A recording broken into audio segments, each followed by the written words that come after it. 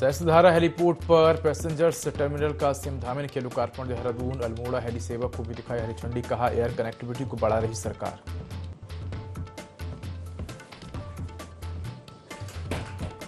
हरियाणा चुनाव नतीजों पर सियासत गरमाई। बीजेपी की जीत पर पूर्व सीएम हरीश रावत ने उठाया सवाल तो मंत्री गणेश जोशी बोले भाजपा की जीत से बौखलाई कांग्रेस।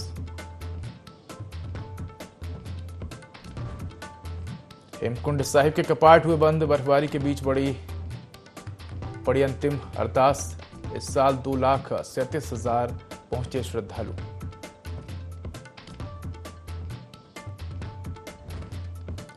धामी कैबिनेट के मंत्रिमंडल विस्तार को लेकर चर्चाएं तेज। प्रदेश में जल्द होगा मंत्रिमंडल विस्तार। दीपावली तक शुभ समाचार के संकेत।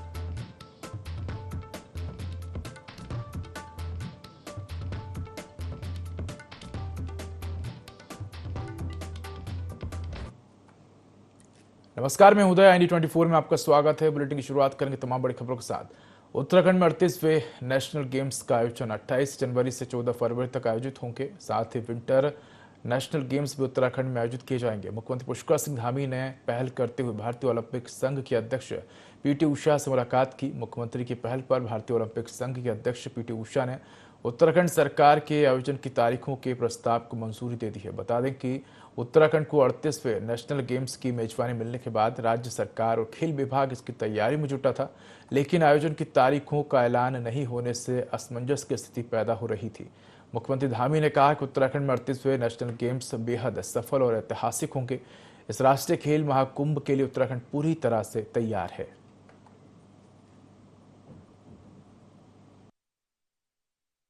कल PT उषा जी से मिला था, ओलंपिक संघ की जो अध्यक्ष हैं, और उनसे हमने निवेदन किया कि लंबे समय से हमारे यहाँ चूँकि राष्ट्रीय खेलों का आयोजन होना था, तो उसके लिए कल उन्होंने तिथि घोषित कर दी है।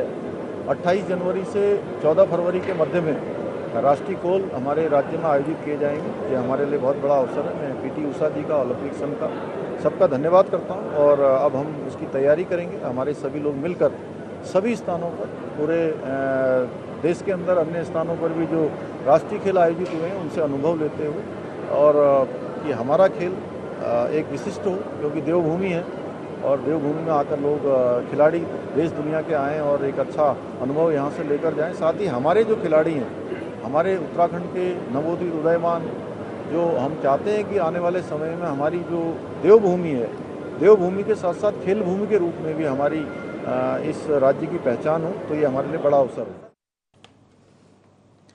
मशहूर उद्योगपति रतन टाटा का निधन हो गया है। उन्होंने 86 साल की उम्र में आखिरी सांस ली। वे लंबे समय से बीमार चल रहे थे और उनका मुंबई के ब्रिच कैंडी अस्पताल में इलाज चल रहा था। उनके निधन पर सीएम धामी ने भी दुख जताया है। वहीं भाजपा प्रदेश प्रवक्ता विपिन कैंथोला ने रतन टाटा के निधन पर शोक जताया और कहा कि रतन टाटा ने इंडस्ट्री और स्वास्थ्य के क्षेत्र में नए आयामों को स्थापित किया है।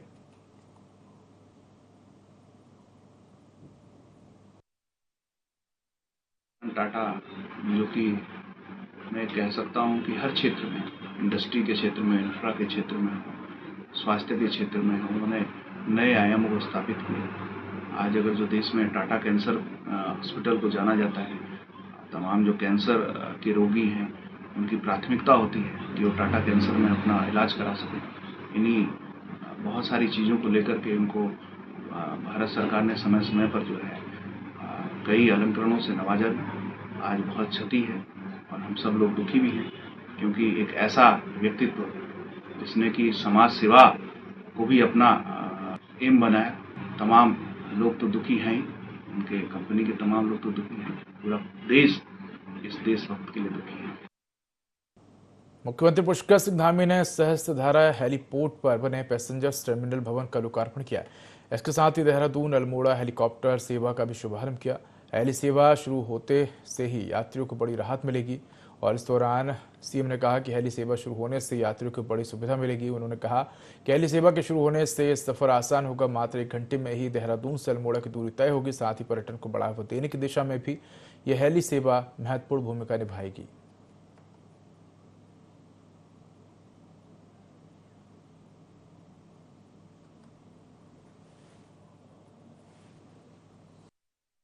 सरकार का प्रयास है कि आने वाले समय में श्रद्धालुओं को, पर्यटकों को उनके आवागमन में हर प्रकार की सुविधा मिले। और इसमें जो सबसे महत्वपूर्ण भूमिका किसी की है तो वह हमारी हवाई सेवाओं की है। और भाइयों बहनों, हमने जॉली ग्रांट एयरपोर्ट को भी हम अंतर्राष्ट्रीय स्तर का बना रहे हैं, जिनके तहत नए जो टर्मिनल हैं उनका शुभारंभ पिछले समय में इससे पहले किया जा चुका है। और आज देश के जितने भी प्रमुख शहर हैं उन प्रमुख शहरों से आज जॉली ग्रांट हवाई अड्डे से सेवाएं चल रही हैं। इसके साथ ही अभी पंतनगर का एयरपोर्ट, अभी उसके लिए भी लगभग 800 एकड़ से भी ज्यादा जमीन भारत के नागरिक उड्डयन मंत्रालय को हमने हस्तांतरित कर दी है। उसकी सारी प्रक्रिया हमारी पूरी हो गई है।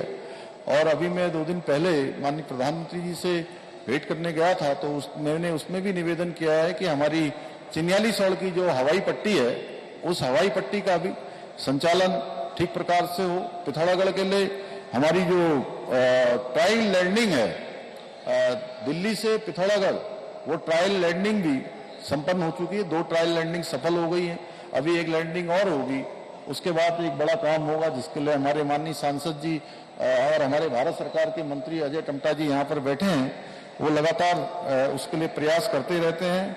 इससे पहले आदरणीय प्रधानमंत्री जी ने आदि कैलाश जागेश्वर धाम के दर्शन किए थे और हम देख रहे हैं कि उसके बाद किस प्रकार से आदि कैलाश और जागेश्वर धाम में श्रद्धालुओं की संख्या बढ़ रही है। मैं इस अवसर पर आप सबको बताना चाहूंगा कि हमने उत्तराखंड से कैलाश पर्वत सहित अन्य पर्वतों के पवित्र दर्शनों की जो सुविधा है वह भी प्रारंभ कर दी है। भाइयों बहनों, हमारी सरकार ने पर्यटन को राज्य के आर्थिक विकास का एक प्रमुख साधन बनाया है और हमने सुनिश्चित किया है कि राज्य के प्रत्येक कोने में हमारे देश दुनिया से आने वाले पर्यटक हैं, श्रद्धालु हैं, तीर्थयात्री हैं, उनको सभी प्रकार की सुविधाएं यहाँ पर मिले।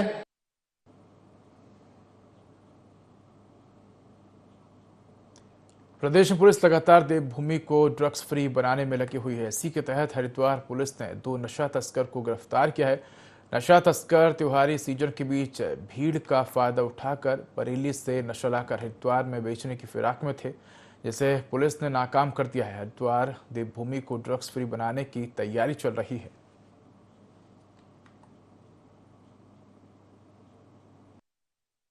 की मिशन के तहत हरिद्वार पुलिस लगातार कार्रवाई करती रही है, जिसमें आज भी करीब 70 ग्राम स्मैक पुलिस के द्वारा पकड़ा गया है थाना पथरी में, जिसमें 2 अभियुक्त, जो दोनों ही अभियुक्त बरेली के रहने वाले हैं और इनसे 70 ग्राम स्मैक की बरामदगी हुई है। इसमें हम लोग ये भी चेक कर रहे हैं कि बरेली से ये माल कहाँ से लेके आ रहे थे और किन लोगों को इनके द्वारा ये माल सप्लाई किया जा रहा था।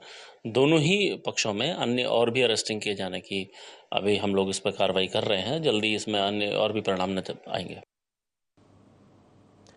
उत्तराखंड किसान मोर्चा के राष्ट्रीय अध्यक्ष गुलशन रूट के नेतृत्व में मोर्चे के पदाधिकारियों और किसानों ने अपनी 5 सूत्रीय सहित विभिन्न मांगों को लेकर जिला मुख्यालय पर धरना प्रदर्शन किया। किसान गुलशन ने बताया कि सरकार किसानों की मांगों को लेकर बेहद गंभीर नजर नहीं आ रही है। गन्ना मूल्य, बकाया भुगतान, प्रीपेड बिजली मीटर आदि मांगों को लेकर हजारों किसान रुड़की में अनिश्चितकालीन धरने पर बैठे हैं, लेकिन कोई सुनवाई किए जाने के बाद आज जिला मुख्यालय रोशनाबाद पर धरना देने का निर्णय लिया गया है। इसके साथ ही उन्होंने कहा कि उत्तराखंड किसान मोर्चा के तत्वाधान में हजारों किसान धरना प्रदर्शन कर महापंचायत करेंगे।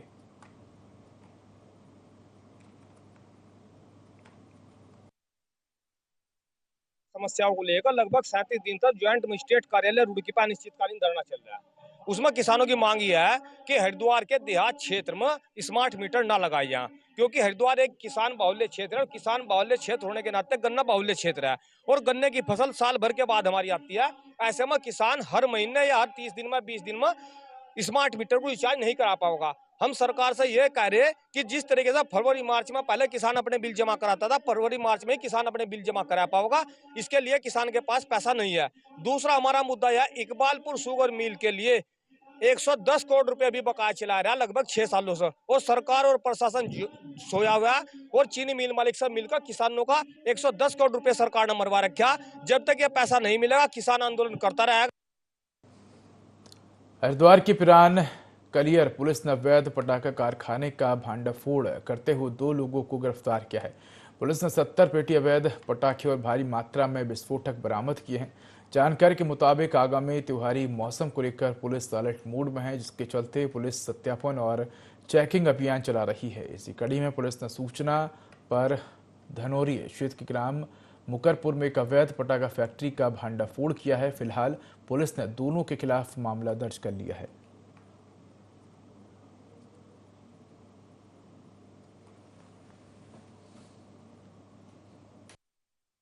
क्षेत्र में धनौरी पुलिस चौकी के पास में ये एक सूचना हमें प्राप्त हुई थी थाना पुलिस को कि इस समय पटाखों के सीजन में एक फैक्ट्री में अवैध तरीके से पटाखे बनाए जा रहे हैं। इसमें तत्काल पुलिस के द्वारा जब कार्रवाई की गई तो करीब 100 किलो से ऊपर 100 किलो से ऊपर जो हमारा एक्सप्लोजिव जो सामग्री है वो हमें बरामद हुई। करीब 70 पेटी के ऊपर जो बना हुआ इनका माल था, जो बना हुआ जो हमारा विस्फोटक पदार्थ है वो पुलिस के द्वारा बरामद किया गया और इसमें 2 अभियुक्तों को अभी तक पकड़ा जा सका है। बाकी इसमें और भी लोग जो सम्मिलित हैं उसके खिलाफ पुलिस की कार्रवाई की जाए।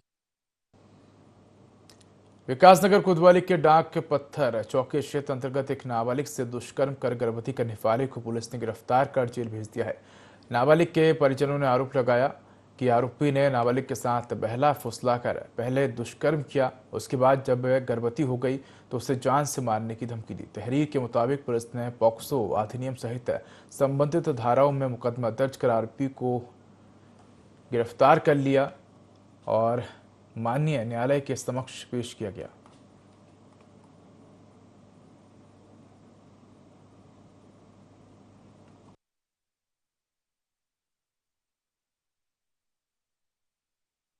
व्यक्ति ने थाना विकासनगर में एक अभियोग पंजीकृत कराया कि उनकी नाबालिग पुत्री के साथ एक युवक द्वारा पहला फुसलाकर बलात्कार किया गया तथा उनकी पुत्री को गर्भवती किया गया और तथा उसे यह आश्वासन दिया गया था कि जब वो बालिग हो जाएगी तो उसके साथ विवाह करेंगे। तो इस संबंध में अभियोग पंजीकृत किया गया है और एक परवेश जो कि जीवन वाला का रहने वाला है तो उसे गिरफ्तार किया गया और उसे कल न्यायिक अभिरक्षा में जिला कारागार पेश किया। प्रदेश में धामी कैबिनेट विस्तार को लेकर लंबे समय से चर्चा चल रही है, लेकिन अभी तक मंत्रिमंडल का विस्तार नहीं हो पाया है। मंत्रिमंडल विस्तार को लेकर एक बार फिर सुगबुगाहट तेज हो गई है। भाजपा के प्रदेश महामंत्री आदित्य कोठारी ने कहा कि पिछले माह भाजपा और सरकार की कोर टीम की बैठक हुई थी, जिसमें चर्चा हुई थी, जिसमें प्रदेश में जल्द ही मंत्रिमंडल विस्तार को लेकर चर्चा हुई थी। उन्होंने कहा कि जल्द ही मंत्रिमंडल विस्तार होगा। साथ ही उन्होंने संकेत देते हुए कहा कि दीपावली तक जरूर शुभ समाचार मिलेगा।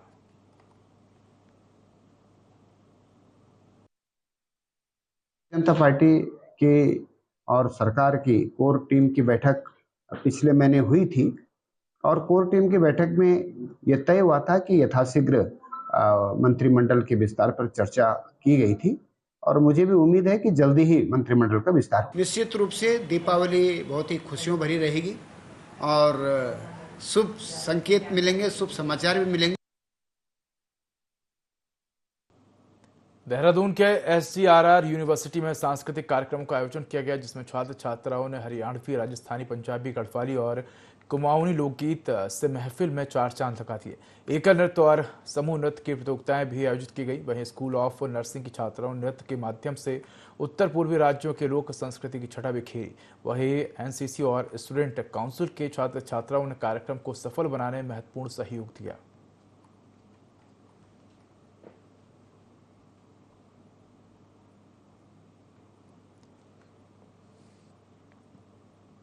लोगों के जीवन में डाक विभाग का योगदान और उसकी सेवाओं से लाभान्वित होने से कई नई स्कीम्स लोगों तक पहुंचाने को लेकर बीते 7 अक्टूबर से 11 अक्टूबर तक डाक दिवस मनाया जा रहा है। विश्व डाक दिवस के अवसर पर जानकारी देते हुए मुख्य पोस्ट मास्टर जनरल ने बताया कि डाक सप्ताह के प्रत्येक दिन हम अलग अलग कार्यक्रम आयोजित कर रहे हैं, जिसमें 7 अक्टूबर को मेल और पार्सल दिवस मनाया गया, जिसमें डाक निर्यात केंद्र के कस्टमर के साथ गोष्ठी आयोजित की गई। साथ ही 8 अक्टूबर को फिलेटली दिवस मनाया गया, जिसमें विभिन्न जगहों पर कार्यक्रम आयोजित किए गए।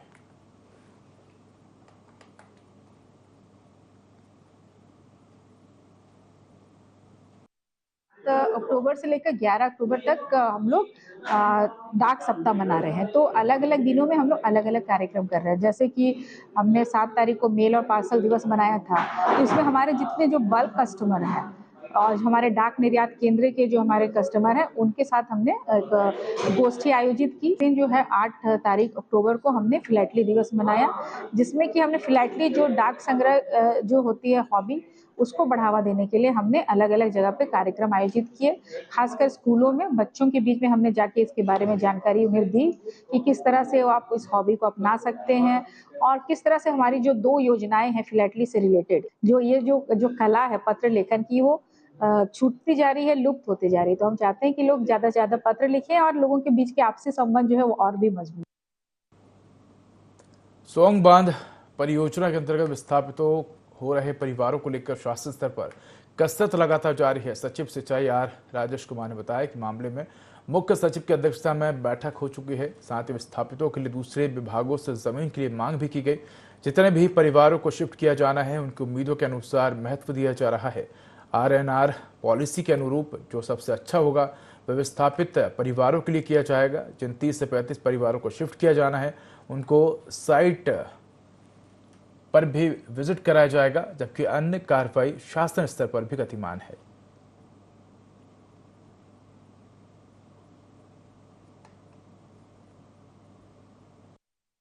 डैम में जहाँ तक विस्थापन की कार्रवाई है वो अभी चल रहा है। इसमें मुख्य सचिव महोदया के स्तर पे मीटिंग भी हुई थी और बाकी डिपार्टमेंट्स से भी हम लोगों ने रिक्वेस्ट किया है लैंड के लिए, और जितने भी परिवार हैं उनको साथ लेकर और उनके जो आशाएं हैं और उनकी जो उम्मीदें हैं उनको भी हम लोग जो है उनको भी महत्व दे रहे हैं।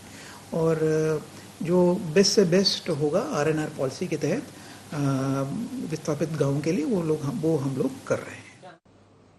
देहरादून में राजपुर रोड के पास विदेशी शराब की दुकान को 15 दिनों के लिए बंद किया गया, लेकिन तालों में सील लगाने के बाद भी शाम को इससे ऑर्डर लेकर दुकान खुल गई, जिसकी भनक लगते ही कांग्रेस नेत्री सुनीता प्रकाश आसपास की महिलाओं के साथ दुकान के बाहर पहुंच गई और विरोध कर दुकान के ताले नहीं खुलने दिए।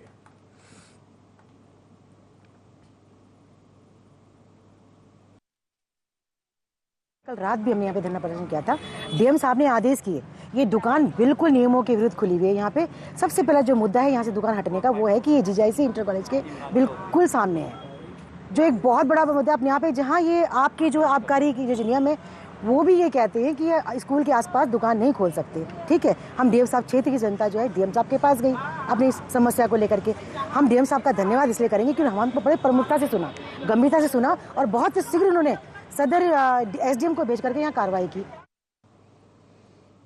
देहरादून में कैबिनेट मंत्री रेखा आर्य ने राजकीय एवं स्वैच्छिक बाल देखरेख संस्थाओं में पुनर्वासित जीवन जी रहे बच्चों की उपलब्धियों से भरे कार्यक्रम मेरी पहचान में प्रतिभाग किया। उन्होंने बच्चों के हौसले और जीवटता से भरी सफलताओं पर उनके साथ संवाद किया और भविष्य के लिए उन्हें प्रोत्साहित किया।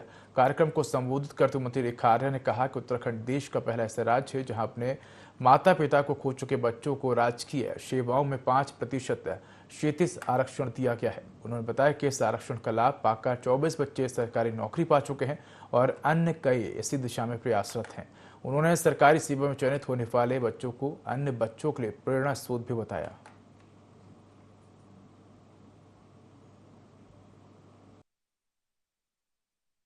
कल्याण विभाग के माध्यम से आज मेरी पहचान कार्यक्रम आयोजित किया गया।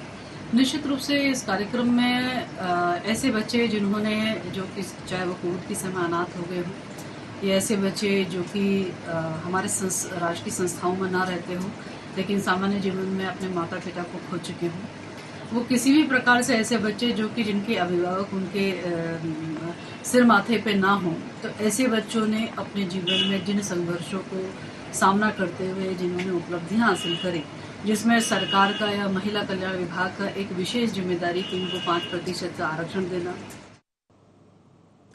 हरियाणा विधानसभा चुनाव में भाजपा जीत के बाद कार्यकर्ताओं में जश्न का माहौल है और इसी को लेकर विकासनगर के पहाड़ी गली चौक में भाजपा विधायक मुन्ना चौहान समेत कार्यकर्ताओं ने जबरदस्त आतिशबाजी कर एक दूसरे को जीत की मिठाई खिलाकर जश्न मनाया। वहीं इस दौरान विधायक मुन्ना चौहान ने कहा कि हरियाणा में भारतीय जनता पार्टी ने खुद अपना रिकॉर्ड तोड़ते हुए प्रचंड जीत हासिल की है। हरियाणा के किसान, जवान, पहलवानों ने सभी वर्गों के बैरियर को तोड़ दिया है। प्रधानमंत्री मोदी के नेतृत्व में उनके कामों पर मुहर लगाते हुए भारतीय जनता पार्टी को जिताने का काम किया गया है।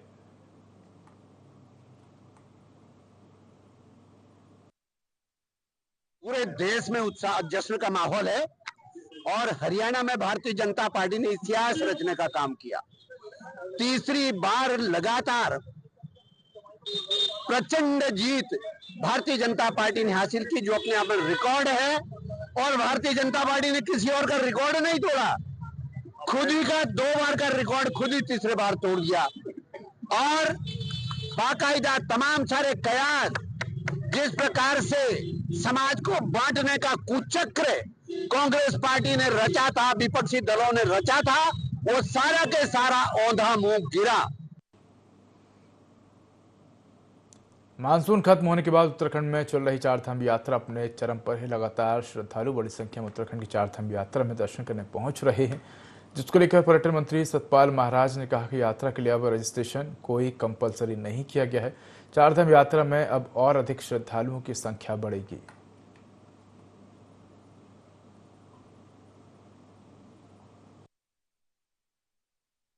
रफ्तार पकड़ रही है। इस समय हमने कोई रजिस्ट्रेशन कंपलसरी नहीं किया है।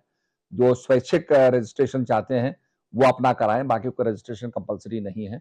यात्रा हमारी सामान्य चल रही है और धीरे धीरे संख्या बढ़ेगी। जैसे ही अब छुट्टियां होंगी तो संख्या बढ़ेगी। रफ्तार पकड़ रही है। इस समय हमने कोई रजिस्ट्रेशन कंपलसरी नहीं किया है। जो स्वैच्छिक रजिस्ट्रेशन चाहते हैं वो अपना कराएं, बाकी कोई रजिस्ट्रेशन कंपलसरी नहीं है।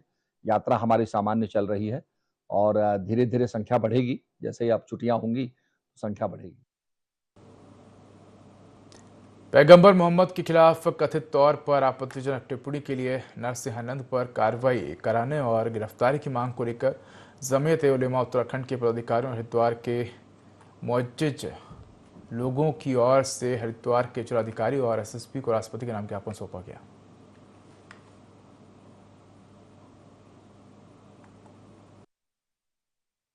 आनंद के दिए गए बयानों के अगेंस्ट में आज एक मुस्लिम समाज के संगठन के जो लोग हैं उनका एक डेलीगेशन मुझे मिला था।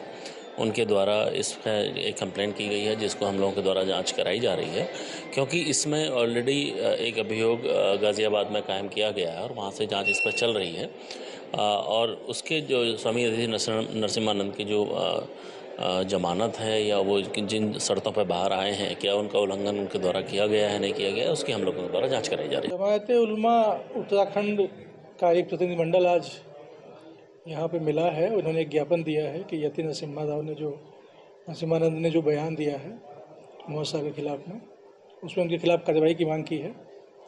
तो ये ज्ञापन यथोचित स्थान पर भेजा जाएगा और जो उनकी मांग है उसके अनुरूप कार्रवाई होगी और किसी प्रकार का शांति व्यवस्था बिगाड़ने की इजाज़त किसी को भी नहीं दी जाएगी। तो फिलहाल इस बुलेटिन में इतना ही। खबरों का अधिक अपडेट के लिए देखते रहिए IND24। नमस्कार।